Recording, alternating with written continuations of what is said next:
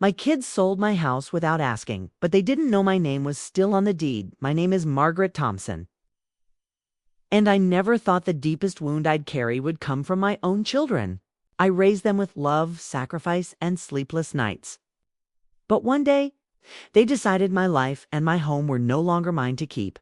They sold my house without asking. They thought I was powerless. They thought I was too old, too fragile, too sentimental to fight back. But what they didn't know was that my name was still written on the deed. It all began on an ordinary Tuesday morning. The sun was soft and golden through the lace curtains of my living room. I sat with a cup of tea between my palms, the same chipped mug I'd used for 20 years. Round me, the house breathed with memory, the laughter of children echoing from the hall. The scent of my late husband's cologne still faint in. The old oak wardrobe upstairs, the garden outside blooming with roses he had once planted, dot to me. This house was not just walls and a roof. It was him. It was us. It was the place where Daniel took his first steps and Emily learned to braid her doll's hair. Every corner had a story. Every creak of the floorboards felt like family speaking back to me. But to my children, to them it was just real estate, a property with market value. A number on paper. That morning, I was sewing the loose hem of a tablecloth when my phone buzzed with a message from my daughter, Emily. "Mom, we need to talk tonight. Daniel will be there too." A shiver moved through me. Emily was never direct like that, and Daniel, well, whenever he came around, it was rarely out of love. I replied simply, "All right, I'll cook." I didn't know then that this conversation would begin the slow tearing apart of everything I had held together later that evening. I stood in the kitchen stirring stew, the same way I had done when they were little and hungry after school. The smell of simmering onions and thyme filled the house. My heart ached with an odd mix of anticipation and dread. The front door opened. Daniel walked in first, sharp in his tailored suit. A man who had learned to measure people by their bank accounts. Emily followed, more hesitant, her eyes soft but tired. Like she carried a secret she didn't want me to discover. "Dinner smells good, Mom," Emily said, forcing a smile. Daniel didn't comment.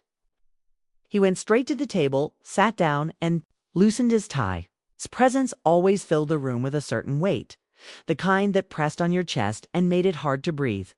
We sat down together, bowls of stew steaming between us. And then Daniel spoke, his voice cold, matter-of-fact, as if he were delivering a business report instead of speaking to his mother. "Mom, it's time you moved out of this old place. Emily and I have been talking. We found buyers for the house." Spoon slipped from my fingers, clattering against the bowl. For a moment, I thought I had misheard him. But the firm look in his eyes told me I hadn't. Emily avoided my gaze, staring into her stew as if it might swallow her whole. "Buyers," I whispered. My voice was thinner than I intended. "Do you mean to sell this house?" Daniel leaned back, folding his arms. "Yes, it's wasted potential sitting here. With just you in it. The market is hot right now. We can make a great profit. We'll make sure you get a little something for yourself, of course, a small apartment. Something manageable for someone your age." His words sliced through me sharper than any knife. This was my home, my husband's legacy, my children's childhood, and here they were, planning to sell it as if it were nothing more than old furniture at a yard sale. My heart pounded, but I forced myself to stay calm. "Daniel," I said softly, "this is my home. You cannot sell what doesn't belong to you." He smirked, the corner of his lips curling upward in that arrogant way he had since boyhood. "Mom, let's not be dramatic. It's our inheritance. You're just holding on to it. Don't make this harder than it needs to be." I looked between him and Emily, my son and daughter, flesh of my flesh. And in that moment, I realized something terrible. Blood doesn't always guarantee loyalty. When Daniel was little, he used to fall asleep on the living room rug, his school shoes still on the television, murmuring to no one. I would lift his legs onto the couch and tuck a blanket around him, whispering, "You're safe. You're home." He would smile in his sleep, like those words were a lullaby. The man sitting at my table that night did not look like a boy who ever needed tucking in. He looked like a verdict. Slick hair, expensive watch, a jaw set like a padlock. Somewhere along the road from scraped knees to cufflinks, he learned that winning was more important than belonging. Emily had been the opposite, soft-spoken, sentimental. She used to line up her dolls along the stair and scold the imaginary children for leaving crumbs. She'd sneak into my bed after nightmares about storms, her heartbeat fluttering like a bird against my ribs. She grew into a woman who apologized for things that weren't her fault and believed love could be kept if you were careful enough. Careful never wins against determined. After dinner, the three of us moved to the living room. I poured tea out of habit. Daniel didn't touch his cup. Emily held hers with both hands like warmth might give her courage. "Let's be practical," Daniel said. "You're alone in a 3-bedroom house. Taxes are rising. The roof needs work. If you're one fall away from a rehab bill, we can't cover." I asked. "Since when do you cover my bills?" He gave a thin smile. "Since I'm the only one who thinks about the future." Emily flinched. "Danny," he waved her off. Don't. You said you agree." Emily's eyes found mine. "I told him I worry about you on the stairs, Mom. You refused the rail. And last winter, when the pipes burst in the guest bath, you wouldn't let us call a contractor." "Fixed it," I said. "With duct tape," Daniel answered. "With patience," I corrected, "and a clamp. Your father taught me more than recipes and lullabies." Silence folded over us, heavy with the name none of us said often enough. Husband, their father. The man who died with paint on his jeans and a smile that still lives in the corners of this house. He built the bookshelf that holds our family photographs, the same shelf Daniel keeps glancing at like the frames might object. "I'm not a problem to be solved," I said finally. "This isn't just property. Your first report cards are still in that drawer. Your kindergarten handprint is on the basement wall behind the furnace. The garden your father's roses are just about to bloom." Daniel leaned forward. "Sentiment doesn't pay property tax. Developer offered above market. If we take it now, we lock in profit before rates move again." There it was. Profit. It's the new word for love. I thought of the first time money came. Between us, Daniel's sophomore year, when his scholarship fell short, I sold my wedding bangles to cover the gap. He never asked how I managed it. He moved into the dorm and sent a text that said THX.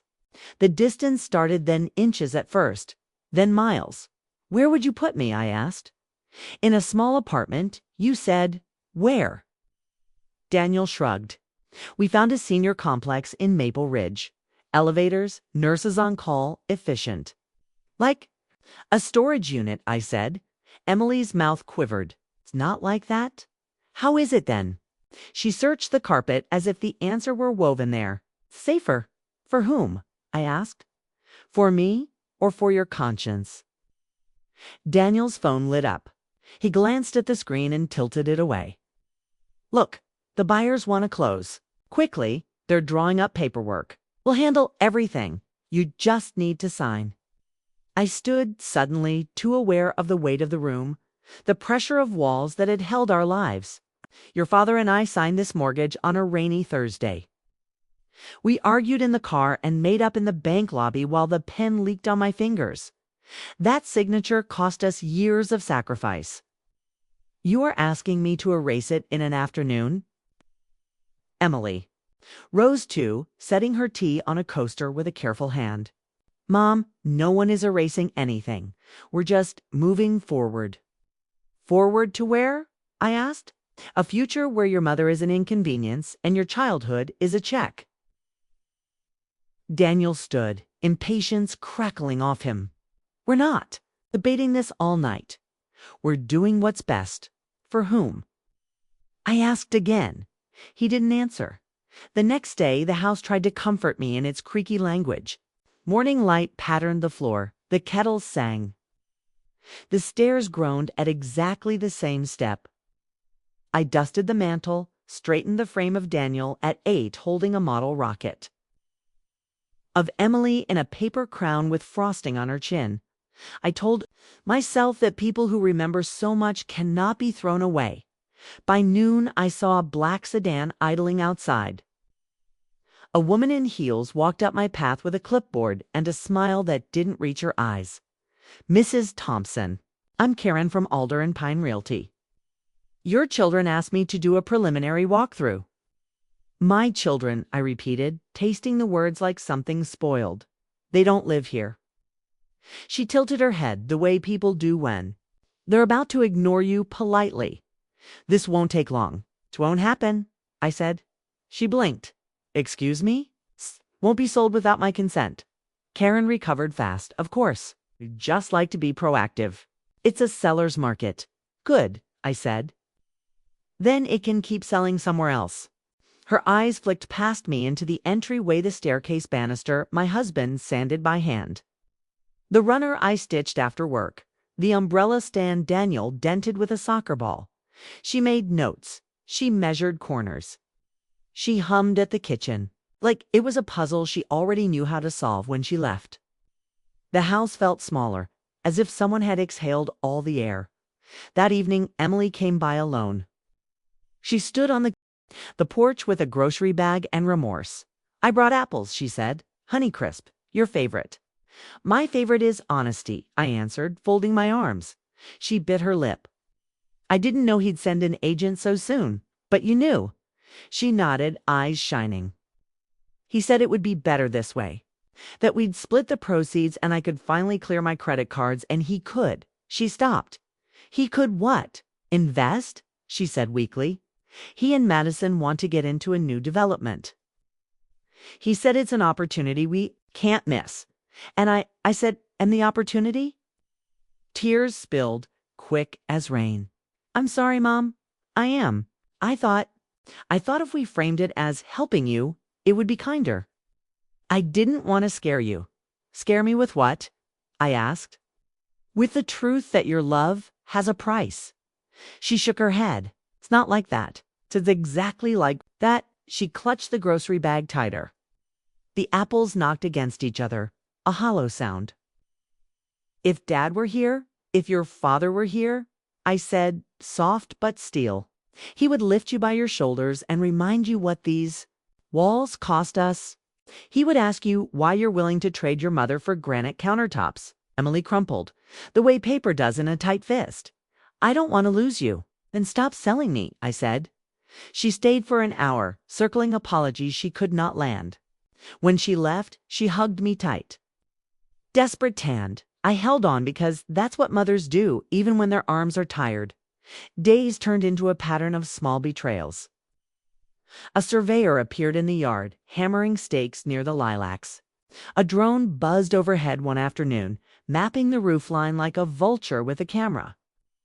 I found a glossy brochure in the mailbox. Luxury townhomes coming soon. Someone had circled my block in red.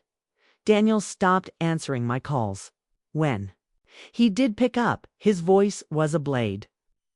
"We're almost there, Mom. Don't make this ugly." Ugly.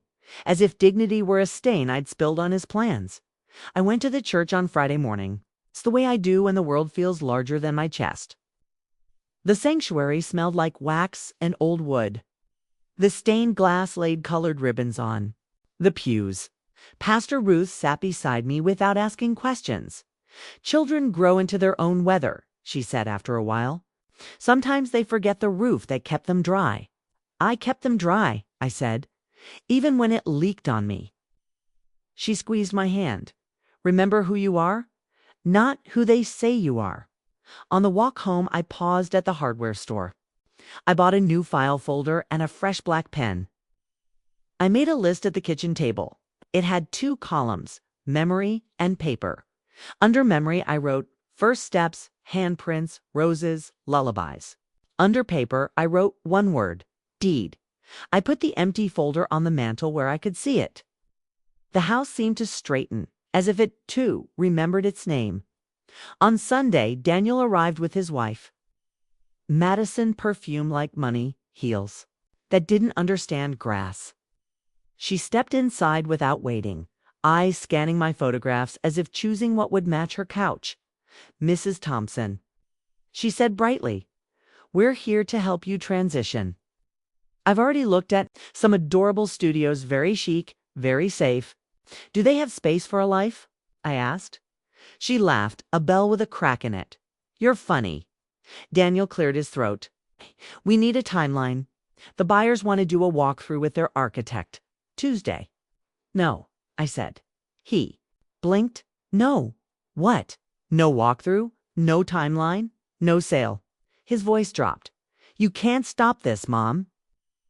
"I can," I said, and for the first time in weeks I felt the floor steady under me. "And I will." He looked at Madison, then back at me. "Be reasonable." "I've been reasonable my whole life," I said. "That's how you got here." His jaw tightened. "Then you leave me no choice."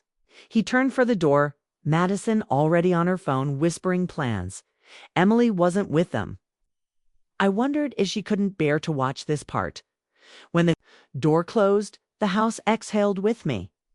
I reached for the empty folder on the mantel, slid it open, and wrote on the first tab with the new pen letters, dark and sure. I set the pen down carefully, like a gavel. The morning after Daniel's ultimatum, I woke before dawn, the way I always have. The air was cool, the sky still gray, and the only sound was the creak of the old house greeting me like an old friend. I moved slowly through the rooms, brushing my fingers across the furniture, touching the framed photos on the wall. Every piece of this home carried a memory, and I reminded myself that memories are stronger than market prices. I made myself oatmeal, added honey, and sat at the little wooden table by the kitchen window. That table had seen late-night homework sessions, birthday cakes, and tearful confessions. To Daniel, it was just scratched wood that didn't match modern decor. To me, it was a diary written in stains and dents. When I finished eating, I tied on my faded apron and stepped into the garden. The roses were waking with the sun, dew clinging to their petals like jewelry. My husband planted those roses 25 years ago, digging holes with calloused hands, sweat dripping down his brow. "For you, Margaret," he'd said. "So you'll always have beauty outside your window." Every spring since, I tended them like they were part of him still alive, as I bent to trim the thorns. I heard a familiar voice behind me. "Morning, Mrs. Thompson." It was Marcus, the boy next door, though he wasn't much of a boy anymore. Nearly 30, tall, kind-eyed, and always respectful. "Morning." "Marcus," I called back, smiling. "You're up early," he grinned. "Heading to work. Thought I'd check on you. Mom said she saw some strangers measuring your yard the other day. Everything okay?" I straightened, wiping my hands on my apron. For a moment, I wanted to tell him everything. How my children had betrayed me, how they wanted to rip this place out from under me. But pride kept me quiet. "Just some misunderstanding," I said softly. "Don't you worry about me." Marcus gave me a look that said he didn't believe me, but he nodded anyway. "If you need anything, you call, day or night." I watched him leave, grateful that someone still thought of me as worth protecting. Later that afternoon, I walked to the church. The bells tolled noon, and the pews smelled of wood polish and candle wax. I knelt, whispering prayers not just for myself but for my children. I asked God to soften their hearts, to remind them of the love that once bound us. As I prayed, a memory rose up unbidden. Daniel, at 12 years old, sitting on the hospital bed after breaking his arm. He had looked so small, so scared. I had kissed his forehead and promised, "I'll never leave you. You'll always have me." And Emily, shy and tender, bringing me a handmade card on Mother's Day with stick figures and crooked hearts. She had written in big block letters, "Best mom in the world." Tears burned my eyes. How had those children become the adults plotting against me now? Was it my failure? Had I loved them too much or not enough? When I returned home, I busied myself with small tasks: dusting the mantel, folding laundry with care, mending a hole in an old cardigan. These routines were not just chores, they were proof of my resilience, proof that I could hold my life together even as my children tried to tear it apart. At dinner, I set only one plate on the table. The house felt too quiet. I whispered aloud as if my husband still sat across from me. They don't understand. Love, they think this house is wood and stone. But it's our story. It's us. The silence answered, but I felt steadier speaking the truth aloud that night. Before bed, I pulled down an old photo album. The pages were worn, the pictures fading at the edges, but each one glowed with memory. Daniel on his first day of college, smiling awkwardly in an oversized jacket. Emily at prom, cheeks flushed with happiness. I touched their faces on the photographs and whispered, "You were my whole world." And still, you are. Then I closed the album and placed it beside the folder marked Thompson House Deed and Records. One was memory. The other was power. And if my children insisted on testing me, they were about to learn that both still belonged to me. The following week, I began to notice Whisper's conversations cut short when I entered the room. Sudden changes in tone when I picked up the phone. My children, Daniel and Emily, weren't plotting in plain sight anymore. They had moved into the shadows of secrecy. But a mother always knows when her children are hiding something. One evening, after church service, I walked home under the dimming sky. As I neared the porch, I heard voices drifting from inside the house. The door was slightly ajar, and I paused. Just before stepping in, Daniel's voice sharp, commanding, "Em, this is our chance. Don't get soft now. Do you realize how much this property is worth?" "Developers are practically begging to build townhouses here," Emily's voice low. "Uncertain. But it's Mom's home. She's lived here her whole life. She won't agree, Danny. She'll fight us. She can't fight the future," Daniel replied coldly. "She's too old to understand the market. We'll tell her it's for her safety," she grumbled. "But she's signed. What's she going to do? Hire a lawyer?" Silence. Then Emily again, weaker this time. "I don't know. Feels wrong. What if she resents us forever?" "She'll get over it," Daniel snapped. "If she doesn't, that's her problem. We need the money, Em. Madison and I are ready to invest. You'll get your share too. You can finally clear those debts hanging over you. Think about it, freedom." I pressed my hand against the wooden doorframe, my breath catching in my throat. They weren't just thinking about my future. They were already dividing my home like scavengers around a carcass. The next day, I confirmed my suspicions. While tidying the dining table, I found a glossy real estate brochure tucked under a stack of papers. On the cover, a smiling couple stood in front of a row of newly built luxury townhouses. Across the bottom, in bold letters, "Your dream starts here." My heart sank, but I didn't throw it away. Instead, I slipped it into my folder with the deed. Let them plan, I thought. They don't know the paper I hold. That weekend, Daniel invited Emily to his house. I wasn't meant to know, but Emily has always been careless with her words. She had mentioned it at church, thinking I wouldn't catch the detail. Just going. To Danny's later, he says we need to finalize some things, she'd muttered. I smiled politely, but my mind raced. Finalize what? Later, I learned through a neighbor Marcus's mother that Daniel had met with a real estate agent in town. They were seen leaving the agency together, documents in hand. Laughter on their lips like victory was already theirs. Inside Daniel's modern kitchen, siblings sat across from one another. The table was lined with paperwork, valuation reports, developer offers, and potential buyer lists. "Look," Daniel said, tapping a page. "This developer is offering $500,000 cash up front. That's before negotiations. We'd be fools not to take it." Emily frowned, biting her lip. "But Mom still lives there." Daniel rolled his eyes. "She lives there for now. Listen to me, we're not kicking her out on the street. We'll put her in a nice apartment. We'll tell her it's safer, easier for her. She'll adjust." Emily's voice cracked. "And if she doesn't, then she'll thank us later," Daniel said, his tone final. "She has no choice. It's time we took control. Meanwhile, I sat at home that evening, the house unusually quiet.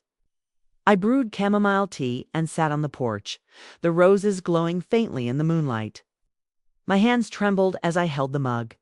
I remembered the day. We moved in me, my husband, a young Daniel tugging at my skirt, baby Emily cradled in my arms.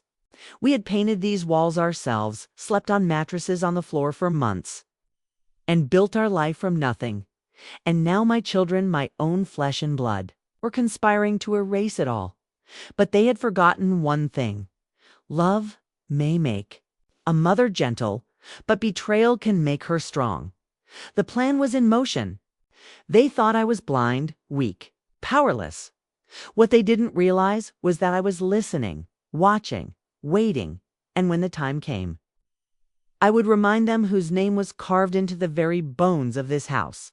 It was a Thursday afternoon when the mask finally slipped. The day had been peaceful enough at first. I was in the kitchen kneading dough for bread, humming softly, the smell of yeast already filling the air. Sunlight poured through the curtains, warming the tiled floor. For a brief moment, I convinced myself everything would be all right, that Daniel's cold ambition and Emily's trembling silence would blow over like a summer storm. Then came the knock. I wiped my hands on a towel and opened the door. Two strangers stood there. A man in a pressed shirt and slacks, carrying a clipboard, and a woman with measuring tape dangling from her pocket.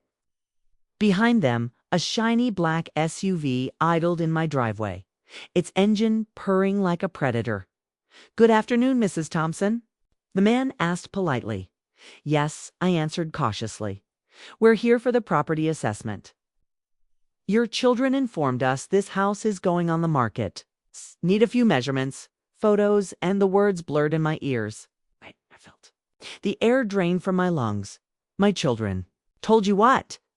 The woman smiled, rehearsed, and detached. "That this home will be sold within the month. We just need to do our preliminary work so the buyers can move quickly." I gripped the doorframe to steady myself. For a moment, I thought I might collapse. "This house," I whispered, "is not for sale." They exchanged a glance, clearly used to resistance. "Ma'am," the man said, his tone shifting to one of quiet condescension, "your children already assured us everything is settled. These things are better handled by the younger generation. If you just let us out," I said sharply, my voice cutting the air. "Get out of my yard." The woman blinked. "We're only," I said, "leave." I slammed the door, my hands shaking. My heart pounded like a drum inside my chest. I pressed my back against the wood, sliding slowly to the floor so it was true. They hadn't just talked about it, they had acted. My children had moved behind my back, signing my life away as if I were already dead. That evening, Daniel arrived, his car lights flashing across the driveway like search beams. Emily trailed behind him, wringing her hands. I stood in the living room, waiting, the folded real estate brochure on the coffee table like evidence at a trial. Daniel stepped in without greeting me. "Why did you throw the agents out?" "'Cause they were trespassing," I said. "They weren't trespassing," he snapped. "They were doing their job selling my home without my consent." I shot back. Daniel sighed dramatically, as if I were a stubborn child. "Mom, don't be difficult. This is for the best. We can't handle this place anymore. Should be in a condo with an elevator and security. You'll thank us one day." Emily spoke softly, her eyes darting between us. "Mom, please don't be upset. Danny just thinks I don't care what Danny thinks." I cut her off. "This house is mine. Yours to visit, not to sell." Daniel's face hardened. "You're being unreasonable. This is our inheritance. You're clinging to the past while the future passes you by. Do you want us to drown in debt because you refuse to let go?" I took a step closer, looking him straight in the eye. "Inheritance. Do you know what that word means, Daniel? It means something you receive after someone dies. I am not dead yet." His jaw tightened, but he didn't speak. Emily's eyes filled with tears. "No, we're just trying to help. My voice broke, trembling with rage and sorrow. Help me by stripping me of the only place that still carries your father's laughter. Help me by treating me like a burden instead of the woman who bled her hands raw to give you both a future." Daniel turned away, adjusting his cufflinks as though the conversation bored him. "You'll come around? The paperwork is all ready. Moving? The buyers are serious. Don't embarrass yourself fighting this." He walked toward the door, Madison's perfume from the last visit still lingering in his suit. Emily lingered, looking at me with guilt heavy in her eyes. "I don't want to hurt you." "Mom," she whispered. "You already have," I answered quietly. She burst into tears and followed her brother out. When the door closed, I sank into the armchair, the silence of the house pressing down on me. For the first time, the walls seemed fragile, as if they might crumble without warning. But then I saw it on the mantel. The folder I had prepared, Thompson House Deed and Records. I stood, walked to it, and placed my hand firmly on top. Asterisk, they. "Think I am weak?" I whispered into the empty room. "But they have forgotten whose name is written here. They have forgotten who fought to keep this house when the bank threatened to take it after your father died. They have forgotten who held it together through storms, sickness, and sacrifice." I opened the folder, running my fingers over the thick parchment of the original deed. My name written in black ink. "They have forgotten," I said again, louder this time, "but they will remember. The betrayal was complete." But so was my resolve. That night, sleep would not come. I lay in bed staring at the ceiling, listening to the hum of the old refrigerator in the kitchen and the ticking of the wall clock down the hall. Each sound felt louder than usual, as though the house itself was keeping me awake, whispering reminders of what was at stake. Finally, I gave up. I swung my legs out of bed, pulled my robe tight, and padded barefoot down the hallway. The floor creaked under me, comforting, familiar, alive. On the mantel in the living room, the folder I had prepared sat waiting. I lifted it gently, like it was a child I was cradling, and carried it to the table. The house was silent, but in that silence, I heard echoes. My husband's voice, steady and patient the day we signed the mortgage. Daniel's laughter when he ran through the halls as a boy, dragging a toy airplane. Emily's whisper in the night after her first heartbreak. "Mom, don't let me cry alone." I pressed the folder flat and opened it.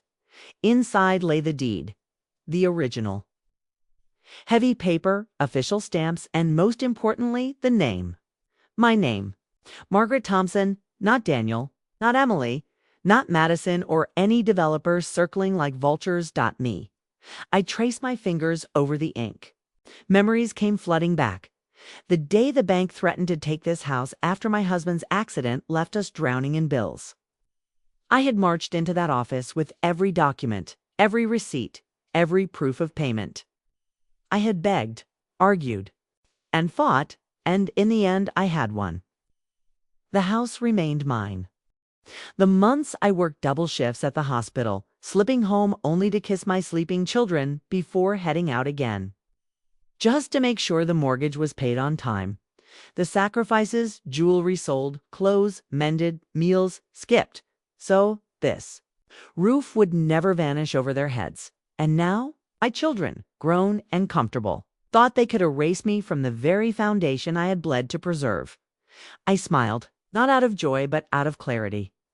"They think I am powerless," I whispered, into the quiet.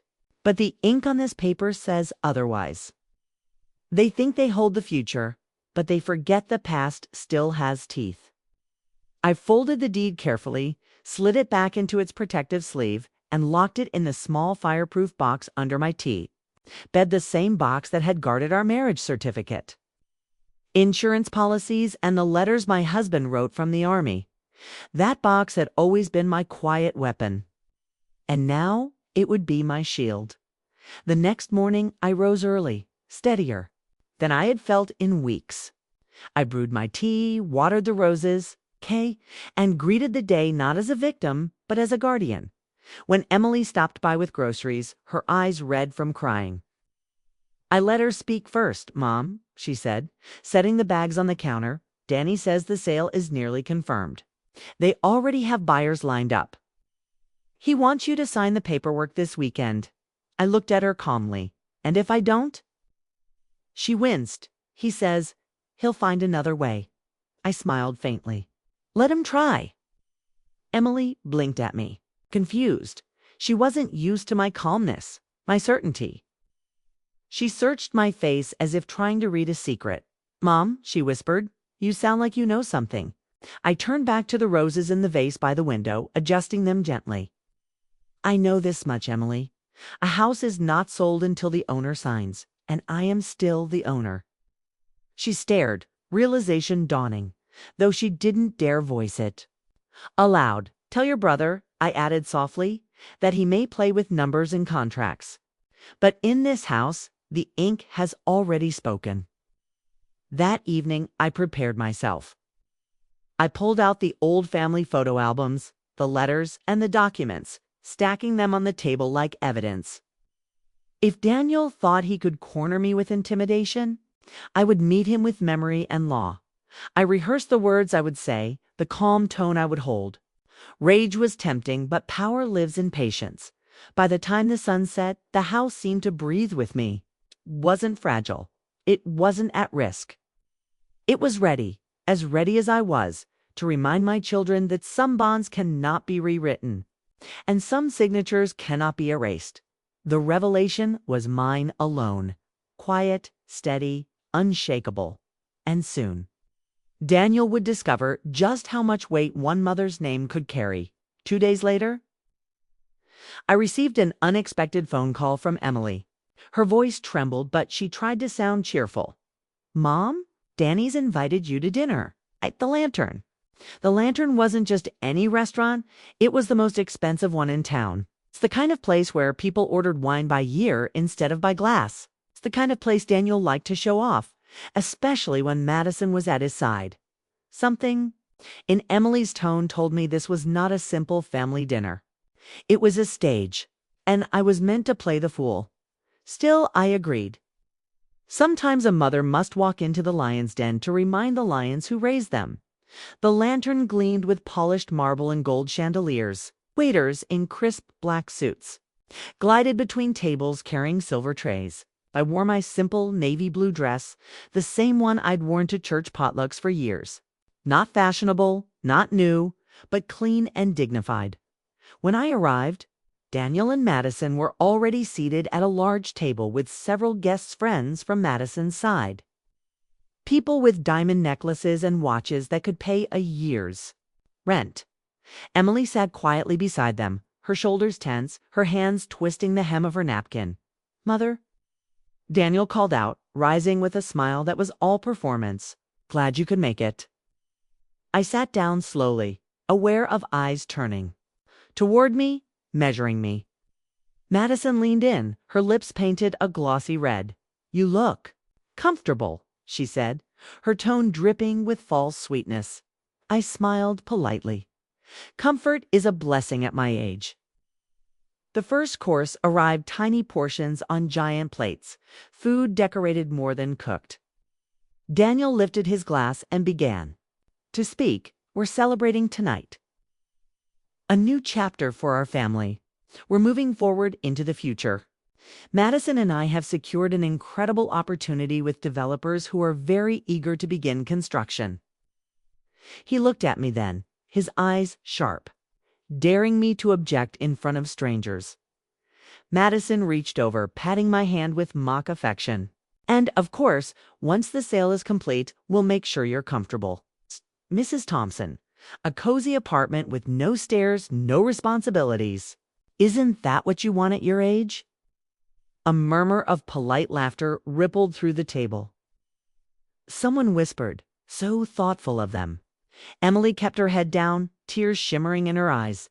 I held my fork steady, my hands calm, my voice. Even, that's very kind of you. But I'm not sure I ever asked to be relocated. Daniel chuckled, dismissive. Mother, you don't have to ask. We're taking care of it. You've done enough. Let us handle the future. One of Madison's friends leaned in. You're lucky, Mrs. Thompson. Not many parents have children willing to take control like this. The table laughed again. Inside, my heart ached, but I did not let my face falter. Instead, I set my fork down and folded my hands.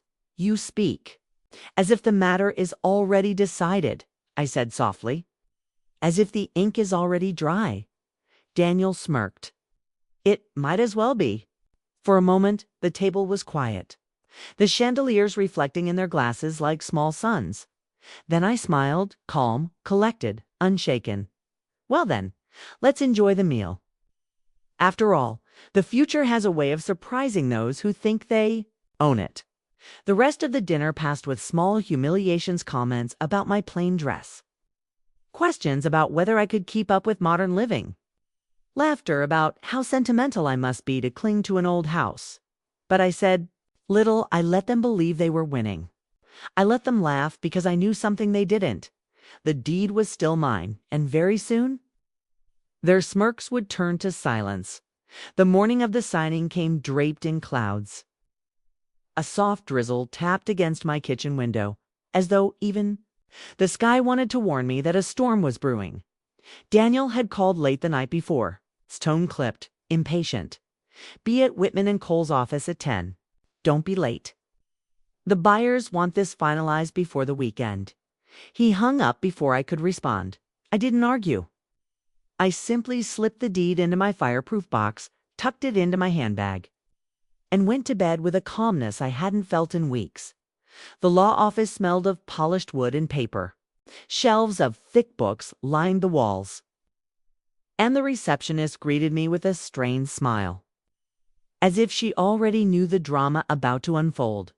Inside the conference room, Daniel sat with Madison at his side, her fingers laced through his in, a silent show of dominance.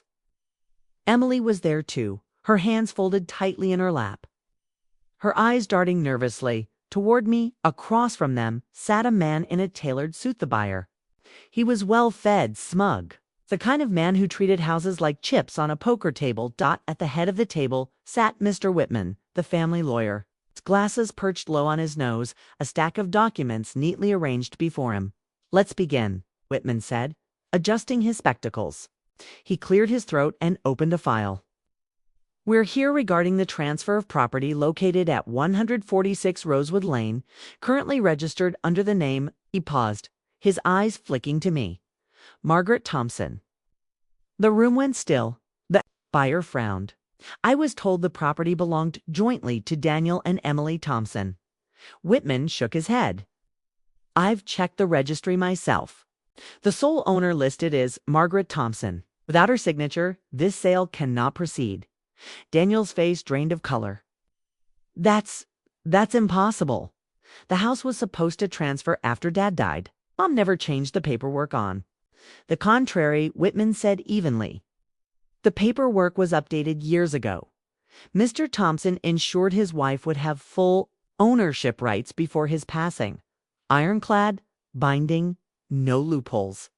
Madison's grip on Daniel's hand tightened, her smile faltering. Emily's eyes filled with tears. She looked at me, then down at the table, ashamed.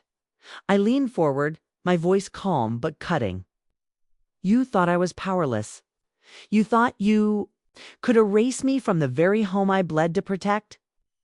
But you forgot who fought the bank when your father's accident nearly cost us everything. You forgot whose name is on the deed. Mine." Daniel sputtered, his voice rising. "You're ruining everything, Mom. Do you realize what you're doing? We had $500,000 on the table." "I realize," I said firmly.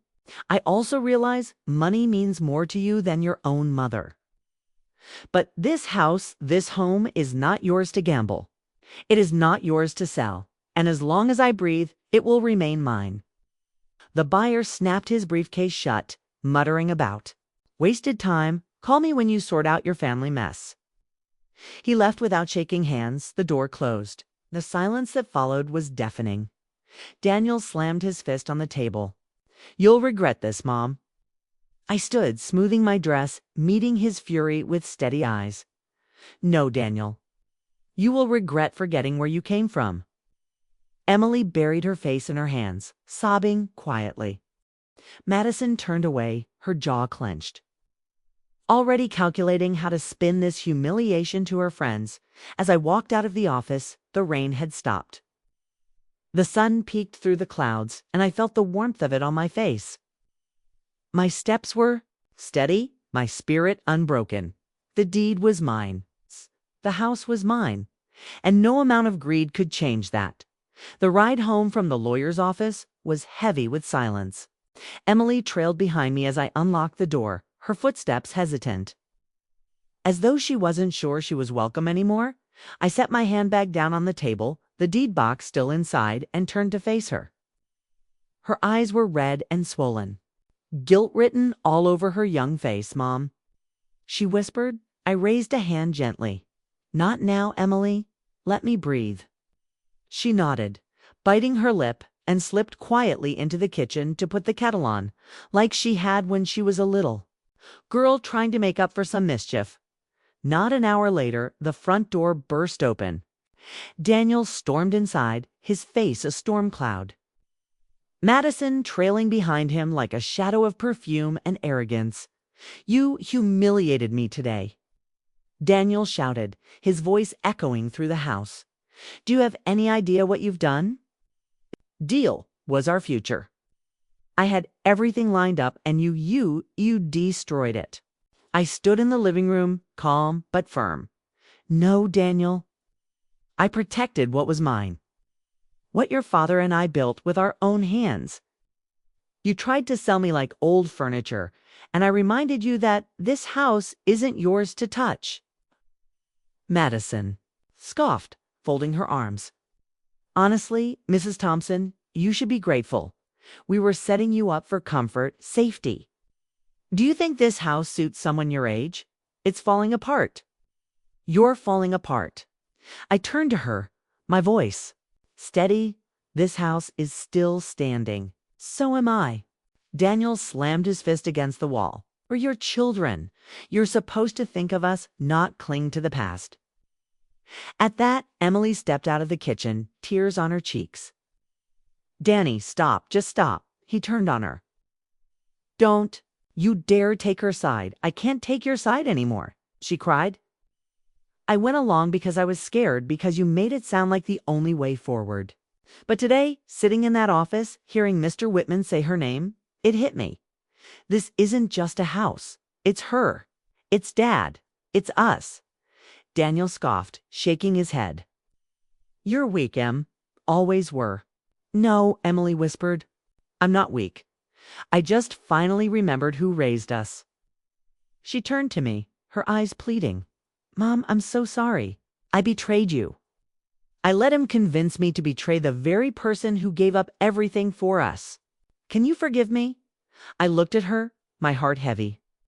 Tears pricked my eyes, but I refused to let them fall. "Emily, you are my daughter. I carried you, fed you, clothed you, prayed for you. But forgiveness is not a gift I can hand out like tea and bread. Trust must be rebuilt. And right now, I don't know if I can trust you." Emily broke, sobbing into her hands. Daniel scoffed again, his anger rising. "This is pathetic. You'll both regret this." "I swear, all enough." My voice rang out stronger than I expected, stronger than I had ever heard myself. The room froze. I stepped forward, every word deliberate. "Daniel Thompson, you forget yourself. You forget who carried you in her arms when you had fevers in the night. Who sold her wedding bangles to pay your tuition. Who worked double shifts so you could stand tall in this world. You call me stubborn, but what you really mean is that I refuse to be erased." I lifted my chin, my hand brushing the mantel where the deed rested safe in its folder.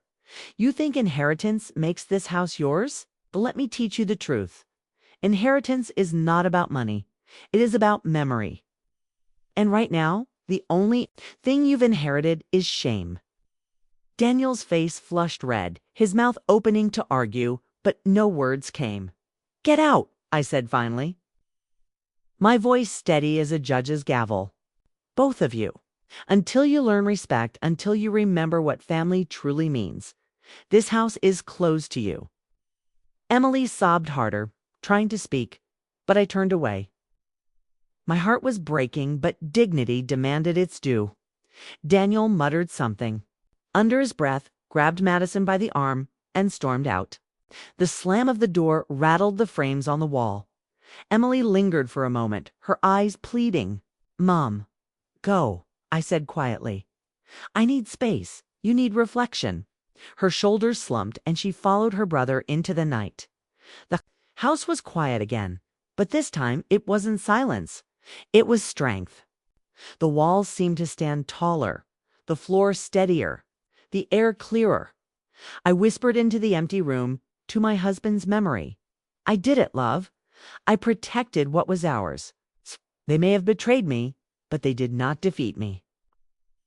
And in that moment, I realized something. Family may wound you deepest, but dignity is the salve that heals. The days that followed were strangely quiet. No more knocks from agents, no more voices plotting in corners. The brochures that once cluttered my mailbox stopped coming. It was as though the house itself had breathed a sigh of relief, stretching back into its skin. Proud once again to be mine. I spent my mornings in the garden, pruning the roses my husband planted, watching their red and white blooms unfold like tiny flags of victory. Each petal felt like a reminder. Battles can be won without shouting. Wars can be ended with nothing but patience, paper, and truth. Emily visited once, alone. She stood at the gate, hesitant, carrying a basket of apples. I let her in. We sat at the kitchen table in silence for a while before she spoke. "I don't deserve to sit here," she whispered. "You're my daughter," I replied softly. "You will always have a place. But trust is like glass, Emily. Once cracked, it never looks the same again." She cried quietly, and I let her. Sometimes silence teaches more than words. Daniel, on the other hand, stayed away. I heard whispers from neighbors' deals falling through, tension between him and Madison, but he never came to face me. Not yet. Perhaps one day he will, perhaps not. But forgiveness is a door only the guilty can knock on. One evening, as the sun poured its golden light across the living room, I opened the fireproof box again. I took out the deed, unfolded it, and placed it gently on the table. The ink of my name, Margaret Thompson, looked darker than ever, strong, unmoved. I smiled. This house stood because I stood. I whispered, not because of money, not because of greed, but because of love. Because I refused to let memory be sold for profit. I placed the deed back, locked the box, and set it on the shelf, not hidden anymore, but displayed like a trophy, because it wasn't just paper, it was proof. Proof that even in betrayal, I still held power. Proof that dignity cannot be stolen. And so, my story closes with this truth. Family can cut you deeper than strangers ever will. But betrayal is not the end. It is a test of your strength, your patience, and your self-worth. Children may forget the sacrifices that built their lives. They may laugh at old clothes, dismiss old houses, chase shiny things. But one day, they will learn. Roots are not for sale. Love is not for sale. Dignity is not for sale. I remain Margaret Thompson, the woman who kept her home, who guarded her memories, who stood tall when her own blood tried to push her down. And if my children walk away in anger, so be it. Better to lose ungrateful hearts than to lose the roof that sheltered me through storms. Betrayal cuts deepest when it comes from within your family. But remember, truth is like ink on a deed. Cannot be erased, no matter how many lies are told. Respect your parents, honor their sacrifices, and never forget the home that raised you. 'Cause one day you may find that what you traded for gold was priceless all along. If this story touched you, don't forget to like, share, and subscribe for more life stories. Because in every home, there are lessons worth telling.